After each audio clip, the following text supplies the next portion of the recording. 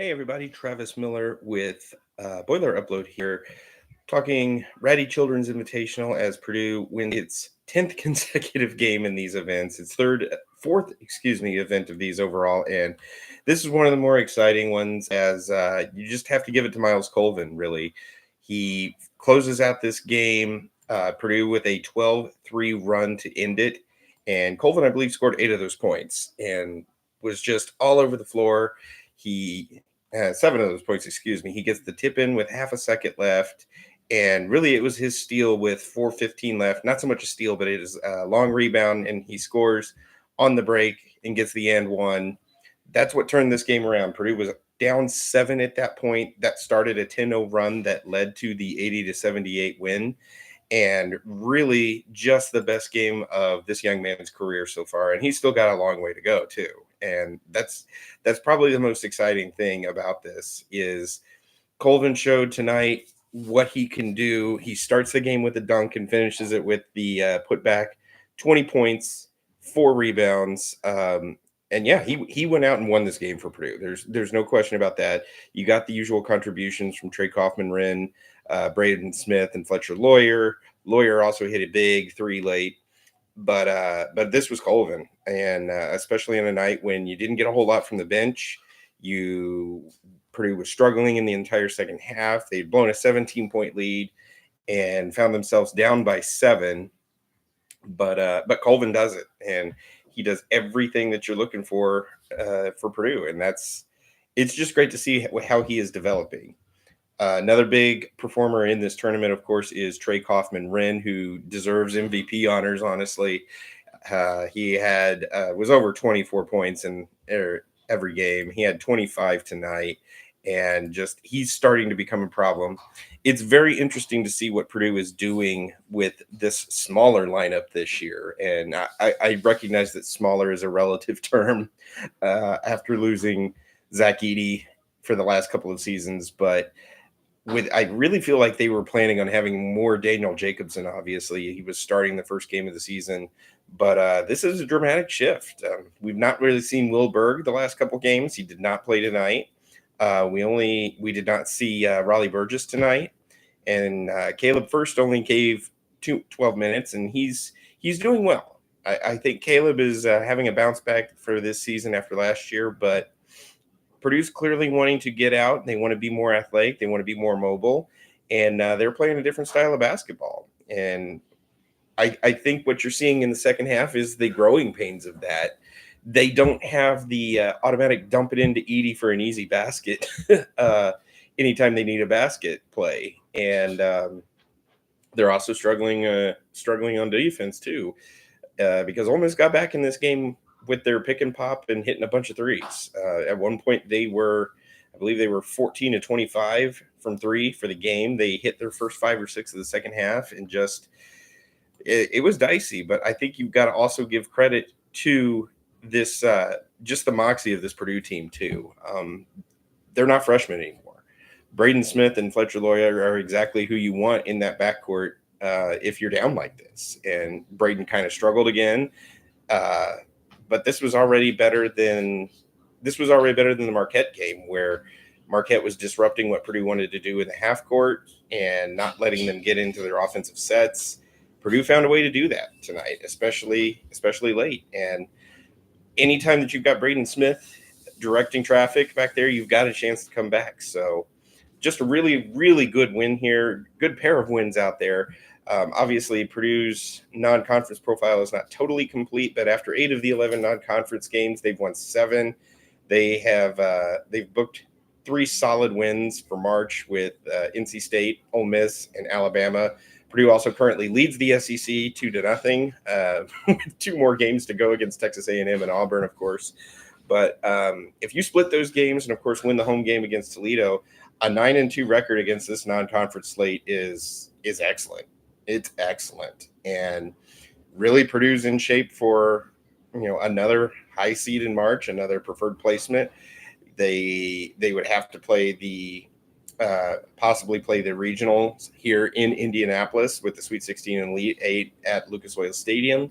So that's definitely a goal, and if you can get a 2 or a 3 seed in that region, that's a good spot to be in. So Just just a lot to be excited about. I'm really pleased with the way this team is coming along in its post Edie era. Probably going to be in the top 10 again on Monday when the new rankings come out.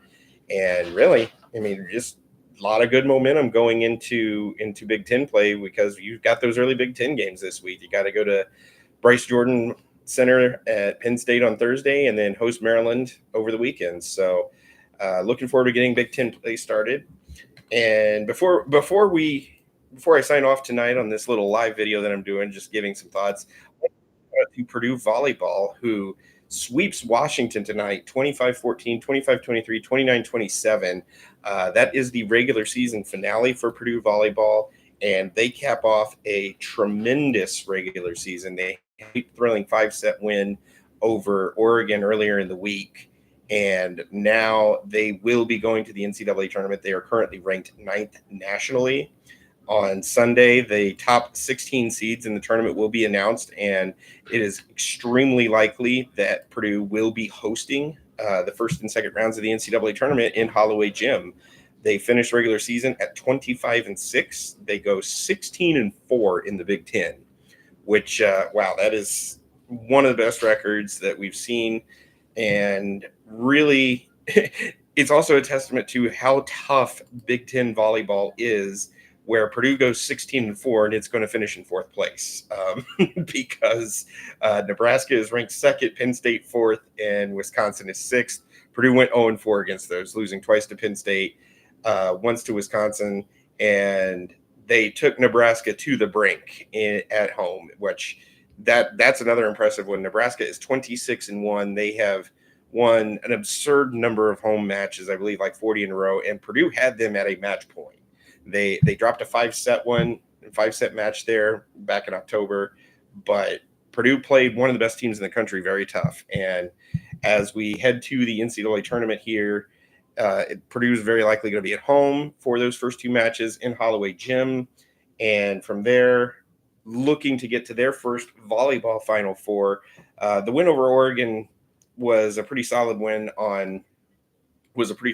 earlier this week, mostly because that's the team that knocked Purdue out of the tournament last year in the Sweet 16. And to get that back, that has to feel pretty good. So of Purdue's losses, they have not lost to a team outside the top 12 this year. Their two non-conference losses are to Creighton, who is 5th, and Kansas, who is 11th. So it's an exciting time for Purdue volleyball. We're going to try and have somebody at those regional games covering them for Boiler Upload. I'm going to talk to Israel, see if he can make it out there when they are going on next weekend. But should be in a very exciting time.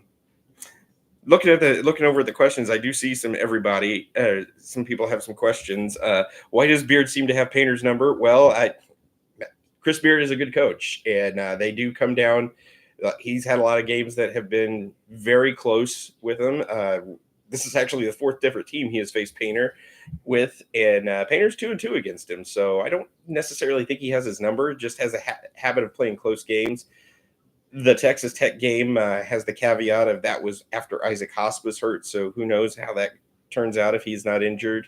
The Little Rock game, of course, we all remember as a collapse, but Purdue did get him in the 2022 tournament thanks to a late Jaden Ivey 3 in 2022, and then got him tonight. So, I think that's one of the other things that I'm liking from Painter here is he's turning the tables. He is shedding a lot of this baggage, and he's establishing himself as one of the best coaches in all of college basketball. But he's getting these wins. I know Shaka Smart has kind of had his number over the years, but he's gotten Shaka a couple times here since he's been at Marquette. So those are coaches that quote unquote seem to have an advantage over Coach Painter, but he is doing much better against them now. And it's great to be where Purdue is in basketball. So, that's really all I've got to say tonight. Definitely keep an eye on volleyball. We will have some updates on them as they prepare to host. And obviously tomorrow is the Old Oaken Bucket game from Bloomington, which Purdue is a decided underdog, to say the least. And we're looking forward to putting this football season behind us.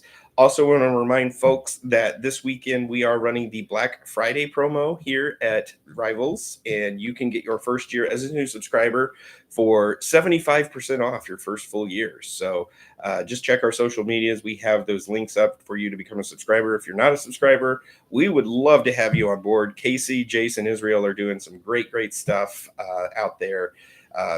Got to give it up to Jace and Israel for putting in all the hard work on what has been a miserable football season. And of course, Casey continues to provide phenomenal coverage of Purdue basketball. I know we're a little bit more limited this year with travel and everything.